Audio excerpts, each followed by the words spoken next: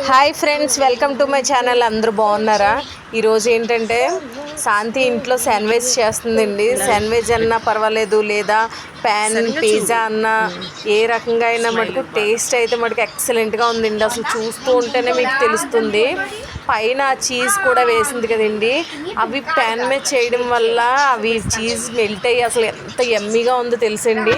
Healthy వర్షన్లో కూడా చాలా బాగుందండి. మనం పిజ్జా బేస్ అది కూడా లేకుండా అసలు ఇంట్లోనే మనం బ్రెడ్తో కూడా ఇట్లా చేసుకోవచ్చండి.